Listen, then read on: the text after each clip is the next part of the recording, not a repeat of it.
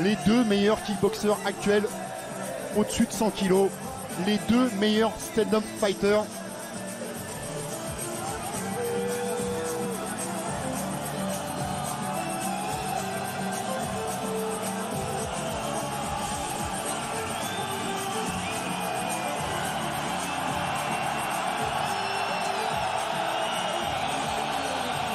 Ah, on a des frissons quand même. Ouais, non mais c'est vraiment, pour moi, là, à ce moment-là, c'est vraiment le plus important, c'est ce parcours entre le vestiaire et le ring, cette intensité qui monte, la concentration de Bader Hari, on voit, hein, il veut cracher sa rage.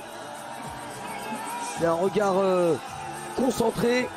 On attend de voir celui du champion, celui qui va faire son entrée dans quelques instants.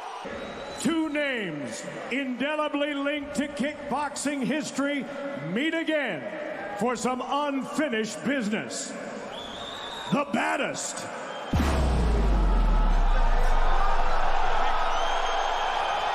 and the king.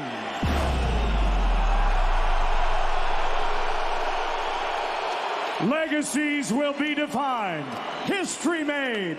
5 rounds for the heavyweight championship of the world. This bout sanctioned by the International Sport Kickboxing Association. At the opening bell, your referee, Atsushi Onari. For the 30,000 fans with us live inside a sold-out Gelredome Arnhem. To the millions watching live around the world, it's time for glory! Allez, c'est la dernière fois qu'on entendra cette formule cette année. Let's meet the challenger, fighting out of the black corner. He's a 2-time K1 World Grand Prix finalist and K1 and it's Showtime World Champion. His professional record, impressive. 106 wins, 13 losses, and 92 career knockouts. Standing 6 feet 6 inches tall, 1.98 meters. He weighed in at 244.5 pounds, 110.9 kilos. Fighting out of Morocco. Et 110 kilos pour Bader Hari. The baddest, Bader Hari.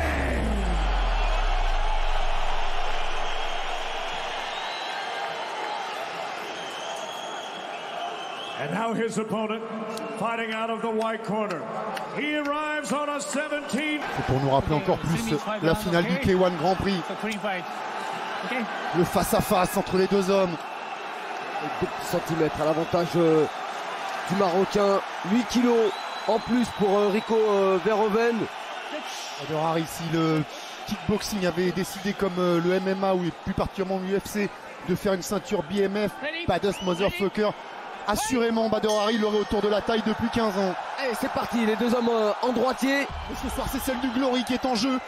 Et elle est la propriété de Rico Verhoeven jusqu'à maintenant. Allez, la première attaque avec les poings de Rico Verhoeven. Qui va essayer d'emballer. Et qui touche déjà avec une première droite. Les spécialistes étaient d'accord pour dire que les débuts du combat seraient à l'avantage de Bader Hari. Mais où en est Bader Hari?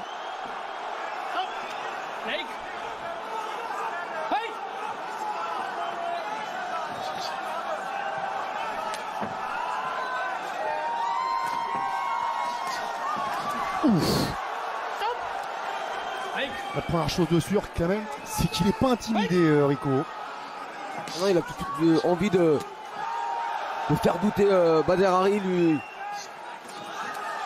Il place des attaques en ligne basse, c'est bloqué cette fois. Et la droite de Bader Hari.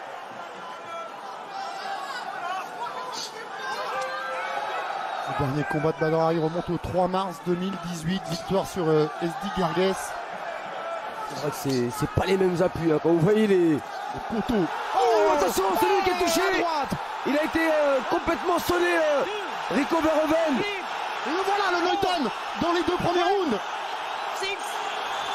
Et c'est pourtant Rico Verhoeven qui a déclenché le premier, qui a essayé de mettre la pression sur Bader Hari. Et attention derrière, En restant très très calme, il a réussi à placer cette droite qui a déjà fait beaucoup de dégâts chez ses anciens adversaires. Bader Hari qui accélère maintenant. Et Rico qui va gagner du temps pour essayer de récupérer. Et encore une longue minute à tenir.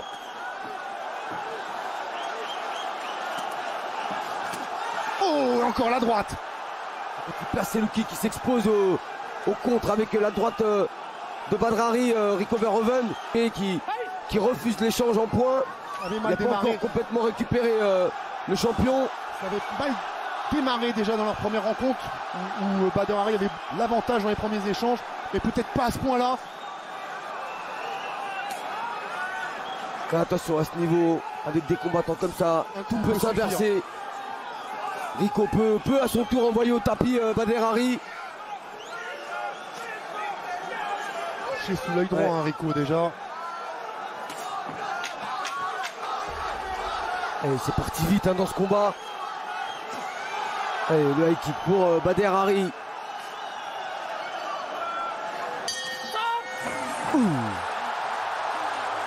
Quelle première reprise déjà. Première reprise. Beaucoup de choses. Un Rico Verhoeven qui a attaqué le premier, qui a voulu mettre en difficulté Bader Hari, qui a contré avec une superbe droite.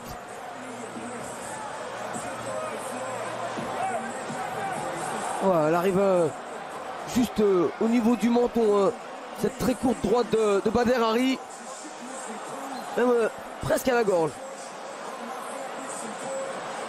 Et heureusement que ça a manqué de précision, parce que si c'était vissé à la pointe du menton, ça aurait été un KO net. Et déjà, Bader Hari réussit ce que beaucoup ne parviennent même pas à imaginer, envoyer Rico Verhoeven au tapis.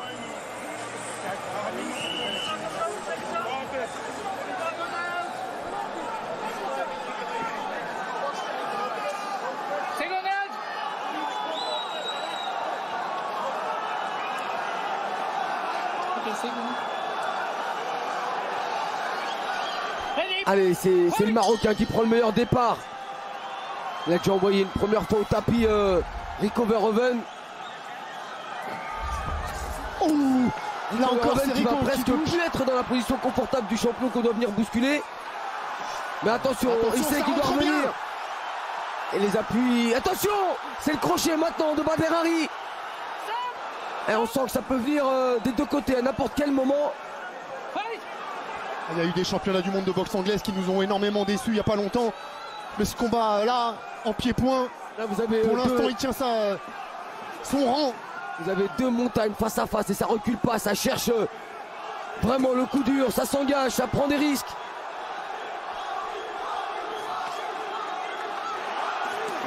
Et on place un petit coup de pied au niveau des appuis pour se rapprocher. Mais ce que veulent vraiment l'un ou l'autre, c'est faire parler le power punch. Là, en travaillant plutôt à l'intérieur, c'est Rico Verhoeven. L'autre en prenant l'extérieur avec ses larges crochets, c'est Bader Hari. Et passe en garde de gauche et maintenant Bader Hari place le retourné. Il avait pu lui placer comme il l'avait placé à Stéphane Leko. Enfin, c'est pas le même gabarit. Leko qui était un des plus petits poids lourds à l'époque. Et Rico Verhoeven qui est l'un des plus puissants actuellement. Il a les points ce soir, Bader Hari, pour faire mal à Rico Verhoeven. Il a peut-être un petit peu moins les jambes. Attention à ce coup qui arrive juste derrière le coude. Rico il est en train de démolir la jambe gauche de Bader.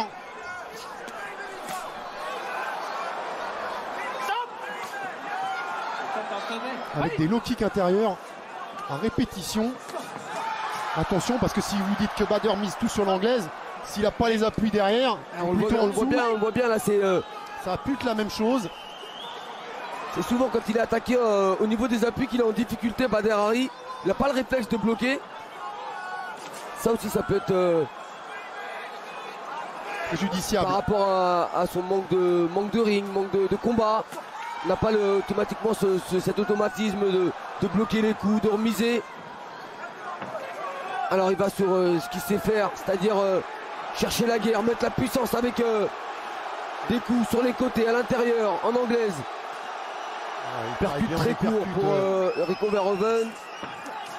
Il a encore le crochet, il a ripé. C'est toujours ça, à l'intérieur pour Rico, les directs, les uppercuts et les larges crochets pour Badr Hari. Et la salle qui se réveille.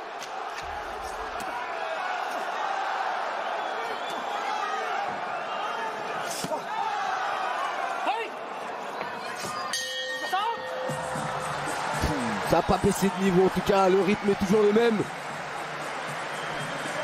Avec un travail très propre des deux côtés. Plus orienté sur les points pour Badr Hari. La question maintenant qu'on se pose, Kamel, c'est est-ce qu'on a passé le money time pour Badr Hari? Est-ce que les meilleurs rounds pour lui sont pas les deux qui viennent de passer? C'est parti très vite. Et on voit cette attaque de début de seconde reprise. On a vu quand même un Rico reconstruire dans cette deuxième reprise. Ouais, reconstruire sauf sur ce crochet gauche qui a été aussi bien amené par le Marocain. Bien sûr, dans certaines réactions, Badr Hari nous a fait trembler, mais dans la linéarité ça a été plus disputé dans la deuxième reprise avec chacun leur moment, alors que dans le premier round on a eu un Badr Hari qui a dominé grâce à ce voyage au tapis. Mais là c'est vrai que le combat va commencer à devenir dur pour celui qui s'est le plus éloigné des rings, enfin le plus longtemps. Il s'en est éloigné, il est allé au Maroc chez lui. Il a beaucoup couru dans les montagnes de l'Atlas pour préparer ce combat.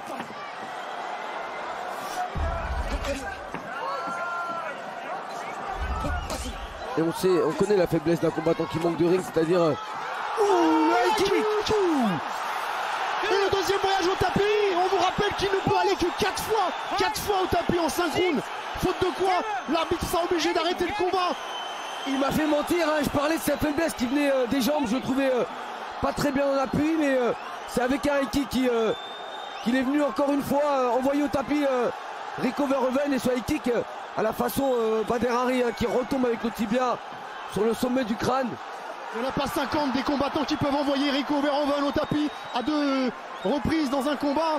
Il n'y en a pas 150, il y en a même qu'un. Qu'est-ce qui s'est passé?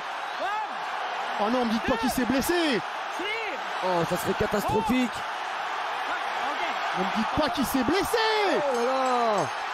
Oh, c'est pas vrai, après le bras, c'est la jambe. On va attendre le ralenti pour voir ce qui s'est passé, mais est-ce que c'est vraiment la jambe?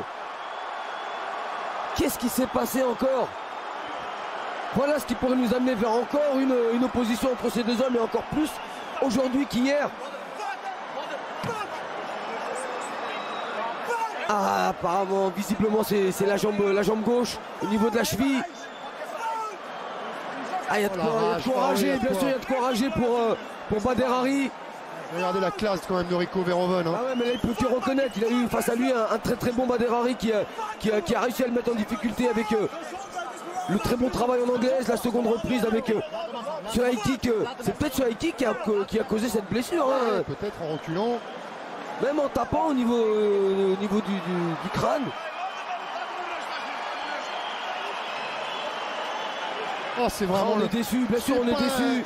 On est déçu parce qu'il avait sa victoire, il tenait le champion au bout de son poing et de son pied, Badr Hari, mais c'est aussi ça la boxe. Rico Verhoeven qui pendant la conférence de presse avait provoqué, c'est 2 fois ça la boxe pour Badr Hari. Avait dit à Badr Hari, j'espère qu'il va pas encore se blesser. Mais c'était avant le combat, ça faisait partie de la promotion, ça faisait partie de ce qu'il faut faire pour vendre un combat. Ouais, vous avez raison. C'est peut-être ce pied qui vient heurter l'arrière du crâne. Partie quand même assez difficile, dur. Il tape avec la malléole un peu. Ouais. Et peut-être il y a aussi ce coup de pied avec le talon. C'est plutôt là.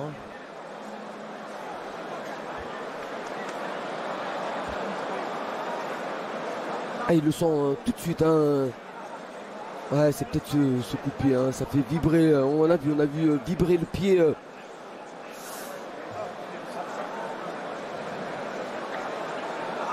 Ah, c'était le pire des scénarios possibles. Après la première rencontre qui avait fini de la même façon, on voulait un gagnant clair et net. Encore plus après ces 2 reprises où on a eu vraiment comme au premier combat, Kamel, un très très grand combat, un bon niveau des deux côtés, un Badr Hari efficace. Oh, la peine de Bader Hari, elle est communicative vraiment. parce que franchement, il est en train de faire un super combat. Et combien de temps il va falloir maintenant pour le retrouver sur un ring? Et ça nous frustre, ça nous prive forcément d'un dénouement sportif. On les comprend, c'est l'arme du combattant qui est vraiment allé chercher au plus profond de lui pour revenir, se préparer, être au top. Le jour du combat, il était au top, Bader Hari, il n'y a aucun doute. Il avait de la puissance dans les poings, de la puissance dans les jambes. Il avait vraiment bien débuté ce combat. Bon, voilà toute la cruauté de ce sport, Kamel. Des mois, des années de sacrifices, de privations, d'investissement pour qu'une blessure ruine totalement un rêve. Et lui, il n'a rien à se reprocher. Hein, ce garçon, rien, mais comme la première fois, bon, pour voilà. lui, c'est comme la première fois. Il était malmené en début de combat. Il est maudit ce combat, faut croire. Il y a peut-être une malédiction sur ce combat. Ils arrivent à se retrouver, mais il y a toujours un truc qui vient stopper l'échange. 2 fois la blessure, honnêtement, ça fait beaucoup quand même pour une coïncidence.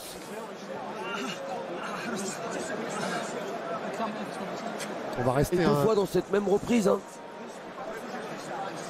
Non, c'était pas dans le deuxième round la première fois.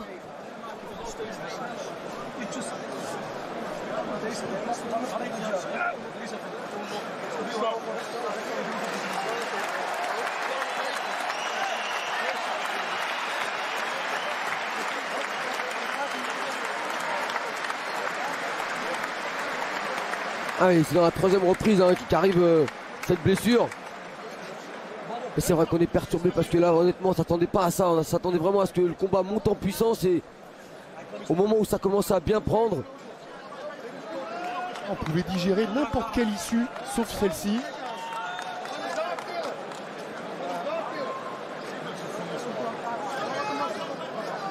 Évidemment Rico il a rien à se reprocher.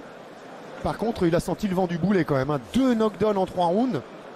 Ça lui était pas arrivé depuis très longtemps, voire depuis jamais. C'est pas non plus le scénario qu'il espérait, hein. Vraiment loin de là. Ah mais lui évidemment c'est comme à la fin de la première rencontre, il avait besoin d'une victoire limpide.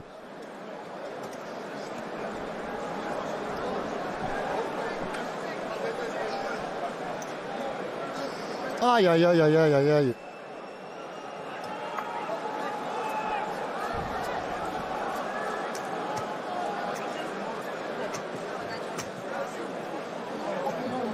Après, Kamel, on lui dit quoi, Rico Verhoeven? Bon, ouf quand même, parce que, quand même. Bah, au point, il était en retard. Hein. Il était largement en retard au point. Il était même en difficulté, il reculait beaucoup. On était dans la 3e reprise, il restait. Il en restait 2, ça lui faisait un sacré retard, parce que s'il y avait eu 18 dans cette 3e reprise, on se retrouvait avec 4 points. Il en avait rattrapé 1 au 2e round, à 19, donc 3 points. Mais il n'avait pas 3 rounds derrière pour les rattraper, ces 3 points. Il en avait 2. Ça veut dire qu'il lui fallait forcément envoyer Bader Hari au tapis ou l'emporter par KO. Et à l'inverse, dans l'autre sens, Bader Hari qui venait d'enregistrer 2 knockdowns, Kamel. Lui, il avait plus que 2 knockdowns à enregistrer en tout pour mettre un terme automatique au combat. Et 2 knockdowns en 2 rounds et demi, puisqu'on était à la mi-combat. 2 knockdowns, c'était faisable pour lui. Voilà, moi je retiendrai cette image et celle de Rico qui est tout de suite venu soutenir Bader et Bader qui lui caresse la tête. Ça, c'est vraiment les très belles images après des paroles apaisantes, apaisées hier à la pesée. Les deux se montrent à la hauteur de leur statut. De la part de Rico, c'est pas une nouveauté. De la part de Bader, c'est une grande preuve de maturité. C'est ce Bader là qu'on a envie de voir encore de nombreuses années. Et évidemment qu'on va espérer avoir un Collision 3.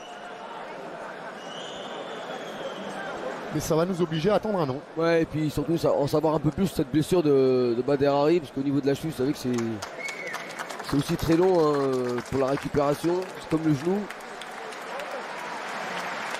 Allez, on a pris un tout petit peu de retard. Vous restez bien avec nous si vous êtes pressé de voir l'UFC Busan avec la 3e participation de Cyril Gane. Ce sera tout de suite après qu'on ait rendu l'antenne. On va encore attendre un peu, voir s'il y a interview ou pas sur le ring. Il devrait y avoir au moins Rico et pourquoi pas Bader. Évidemment, c'est les images que vous avez envie de voir. La décision officielle d'abord, parce qu'elle n'a pas été rendue. Ouais, c'est sur civière que va partir Bader Hari. Ah, c'est au minimum une grosse entorse hein, pour Bader Hari, si c'est pas pire.